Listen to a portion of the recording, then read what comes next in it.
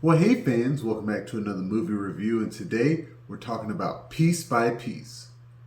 So before I get to the rest of the review, I'd like to thank the sponsor for this video, MoviePass. So MoviePass is back and it's better than ever. It's a subscription-based ticketing service, and I've been using it for a few months now, and I just think it's great. And they have this neat new black card, and it feels great, and it's very easy to use. And unlike your AMC A-List or your Regal Unlimited, you can use MoviePass at almost any theater, and it is very simple to use. They now go off of a points-based system, so you pay every month, and that will vary depending on the market that you live in, and you'll get a certain amount of points to use for movies. And the price in terms of points for the movies varies depending on the day of the week that you go to the theater, the time of the showing, and how recently the movie has been released. So what you'll do is you'll go into the app, you'll click the movie that you want to see, unlock the card, and then pay. And you can also pick the online option for just a few more points if you don't want to wait in line. So again, thank you to MoviePass. So Piece by Piece is an animated musical biographical documentary directed by Morgan Neville. It is about the life and career of singer-songwriter, innovator, entrepreneur Pharrell Williams, told through the lens of Lego animation. And this was something I was just wholly interested in because this is actually the first Lego movie made underneath the Universal banner. After Warner Brothers lost the rights to the Lego movies, Universal picked it up, and they're actually working more in tune with the Lego company to make these films. And it is such an interesting first feature to make, being a documentary about a real person instead of some kind of kiddie action adventure film. I applaud them for going this route. And with a $16 million budget, that, with as good as this movie is, the return with a budget that small should be great. And I enjoyed finding out the entire process of how they filmed this. Originally, I do believe it was probably going to be a live action regular documentary, but then COVID-19 hit, so they did all of the interviews via Zoom, and then they still filmed some live action segments. But then after speaking with Pharrell, Morgan Neville, they came up with the idea of, let's just animate this. Let's do this, with Legos. I think that would be cool, and that would represent my personality more. So that's what they did, and just put all the vocals over top of it. And it looks great. It looks just as good as the other Lego movies. They actually, like I said, they work with the Lego company, so they actually created more custom figures that look more like hip-hop artists, more custom figures to look like the beats they make, because that is an interesting thing they do with this film. So all of the beats that Pharrell and Hugo put together are shown as like these little Lego creations that they put together from like pieces of cloud or moon or stars or whatever. That was really interesting. And just overall, the movie was very interesting. As someone who really loves music, someone who loves hip hop, I was a big fan of the story. I remember being in middle school and just hearing about, the growth of the Neptunes, this band that makes beats for like a lot of rap artists. And I forget, it was like a Jay-Z song.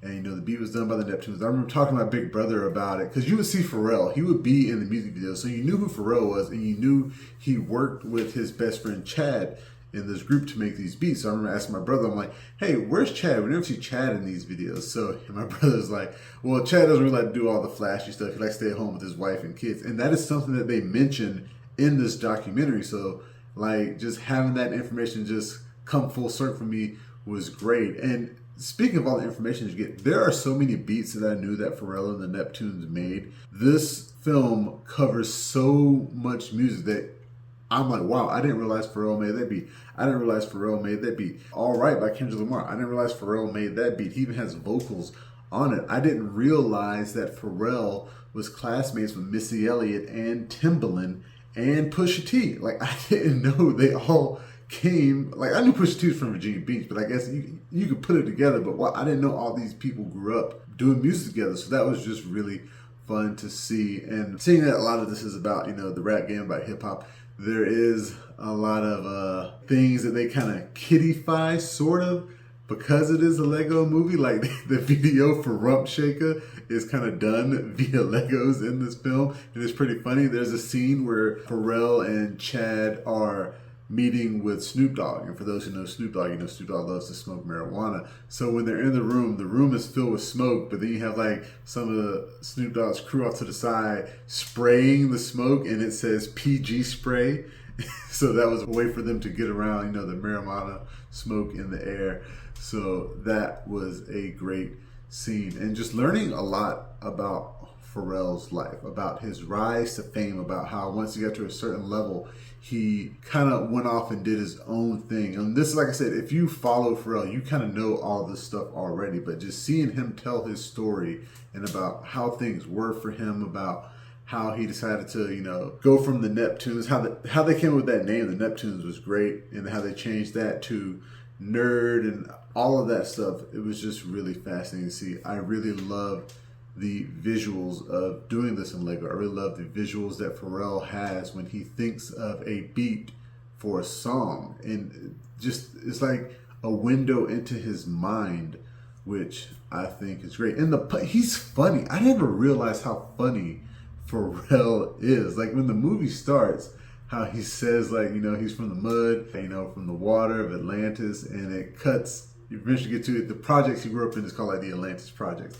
I thought that was really cool.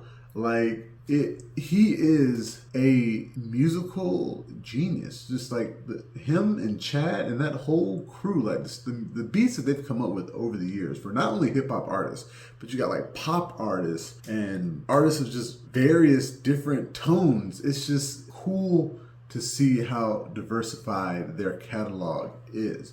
And also, they have the front end, the song, the single that he came out with. I think I was probably in high school when that came out.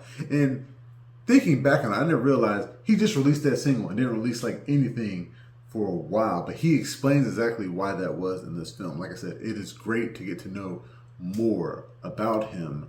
And if you have children, I think if you're a parent who loves Pharrell, if you love hip hop, this is something you would take your kids to. I'm not exactly sure how many kids, young kids today, would be clamoring just to see a Lego biopic documentary about Pharrell, because I'm not sure they would know that much about the music unless their parents have introduced him to it. So I think that would be like a hindrance for the film. But like I said, the budget was really small, so it's not like there's a lot that they really have to make for this film to be a success.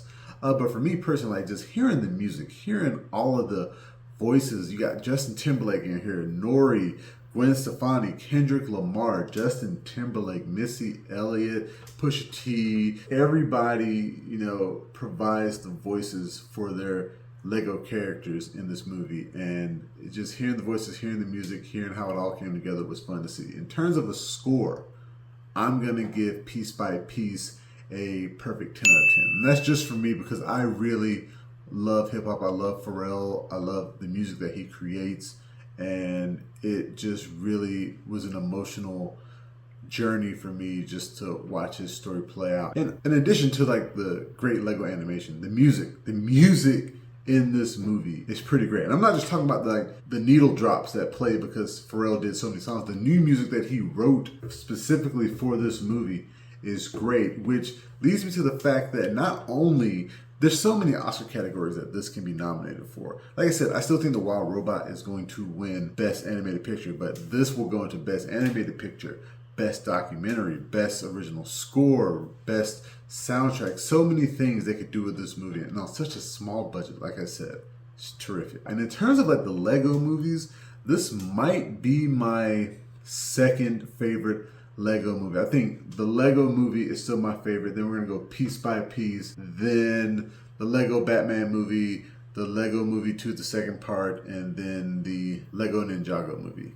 I think that's the order I'm gonna go in. I think that's all of them. And I can't wait to see what Universal does next with this Lego franchise. They should talk to more people, see if they can do like more of these biopic type things. I think that is an interesting thing to do. You can get kids into the theater to learn a little bit more about a topic while, you know, putting it under the guise of a children's movie.